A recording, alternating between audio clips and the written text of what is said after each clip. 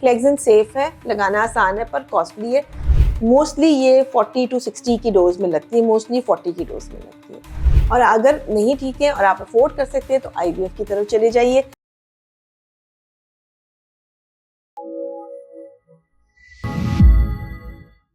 अस्सलाम वालेकुम। अच्छा जी, क्वेश्चन है मेरा पेशेंट का नाम है उमराना अंजुम, ठीक है। सो पेशेंट ने क्वेश्चन किया है कि AMH इज़ 1.12, एज 40 है, 2 साल हो गए शादी को, कंसीव नहीं हुआ, सब रिपोर्ट्स नॉर्मल है, हस्बैंड की वाइफ की रिपोर्ट्स नॉर्मल है, नेचुरल कंसीव पॉसिबल है। अच्छा, AMH 1.12 आपकी एज के हिसाब से तो बिल्कुल आपका अच्छा है। AMH लेवल 1 से नीचे हो जाता है तो ज़्यादा प्रॉब्लम होना शुरू होती है। 1.12 इज़ नॉर्मल।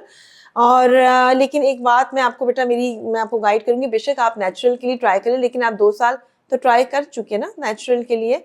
2 साल में कंसीव नहीं हो तो वैसे हर कपल को ही ट्रीटमेंट रिकमेंड किया जाता है। तो 40 के ऊपर मैं आपको कहूँगी, स्ट्रॉन्ग रिकमेंडेशन मैं आपको दूंगी कि आप ट्रीटमेंट स्टार्ट कर लीजिए, जो कि इनिशियली 6 मंथ्स के लिए आप जैसे अंडा बनाने वाली दवाइयाँ दी जाती हैं, फॉलिकुलर ट्रैकिंग की जाती हैं, एग को रिलीज किया जाता है और आपको टाइम इंटरकोर्स का कहा जाता है। इतना ट्रीटमेंट तो आप स्टार्ट कर लीजिए। और उसके साथ अगर ये यहाँ पे कामयाबी नहीं होती है, अगर आपकी ट्यूब्स चेक नहीं हुई तो उसको ट्यूब ज़रूर चेक करवा लीजिए। और फिर भी आपकी कामयाबी इसके बावजूद भी नहीं होती है तो किसी एडवांस मेथड पे चले जाएं। आप इनिशियली IUI ट्राई कर सकते हैं अगर ट्यूब्स आपकी ठीक है, और अगर नहीं ठीक है और आप अफोर्ड कर सकते हैं तो IVF की तरफ चले जाइए। ये चीज़ इंपॉर्टेंट है, चूँकि जैसे आपका अभी तो AMH लेवल ठीक है, एज भी ठीक है, लेकिन जैसे जैसे 2-4 साल और गुजर गए तो फिर AMH भी कम हो जाता है और नेचुरल कंसेप्शन के चांसेस मजीद कम होते हैं। उसके साथ IVF के फेलियर के भी चांसेस ज़्यादा होने शुरू होते हैं। सो कोई इतनी अच्छी नहीं है कि आप ज़्यादा टाइम वेस्ट करें, तो टाइम मत वेस्ट कीजिए अपने केस में, ठीक है जी। अच्छा जी, इसके बाद एक मेरी वीडियो है कज़न मैरिजेस के बारे में, इस पर कुछ 4-5 कमेंट्स आए हुए हैं। वो एक ही ने किए हुए, चिंगचू नाम है उनका।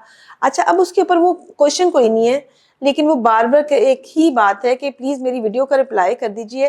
बेटा, जब तक आप क्वेश्चन नहीं भेजोगे तो मैं क्या रिप्लाई करूँगी।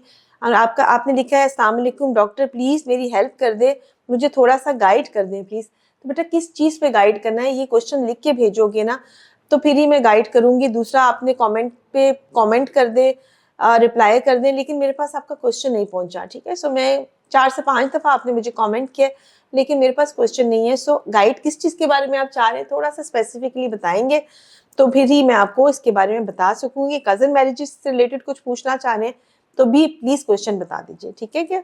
अच्छा, इसके बाद ये है कि please give us a detailed information about Clexin. Is it safe or not during pregnancy? And please tell me any other substitute. अच्छा, क्लेक्सिन सेफ है प्रेगनेंसी में, ठीक है। क्लेक्सिन कितनी डोज में लगनी है ये डॉक्टर आपकी कंडीशन को देख के कैलकुलेट करता है। मोस्टली ये 40 to 60 की डोज में लगती है, मोस्टली 40 की डोज में लगती है। हाई डोज में उन पेशेंट्स को लगाया जाता है जिनमें क्लॉट बनने की हिस्ट्री होती है या एक्टिव कोई क्लॉट बॉडी में बना होता है, DVT है या इनकी एम्बोलिज्म की हिस्ट्री है, ऐसी कंडीशन जैसे कि क्लॉट लंग्स में चला जाता है, इस तरह की कोई प्रॉब्लम्स है, उनको हाई डोज में लगता है। लेकिन यूजली उन पेशेंट में जिनके बहुत ज़्यादा हमल ज़ाया हुए हैं, जिनके बच्चे के अंदर डेथ हो गई हो, जिनकी प्रेगनेंसीज ना चलती हों, ऐसे केसेस के अंदर क्लेक्सिन जो है 40 की डोज में लगता है।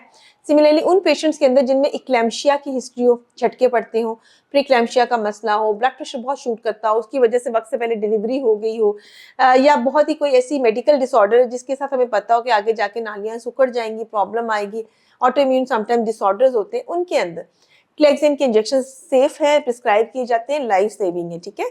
इसके अलावा क्लेक्सिन हम लगाते हैं आप समटाइम्स आफ्टर डिलीवरी, अगर पेशेंट का वेट बहुत ज़्यादा है, अगर पेशेंट को बहुत ज़्यादा कोई प्रॉब्लम है तो उसके बाद भी हम, जैसे कि वो जल्दी मोबिलाइज नहीं हो पा रहे हैं, तो इस कंडीशंस में भी DVT से बचाने के लिए क्लेक्सिन लगाई जाती है।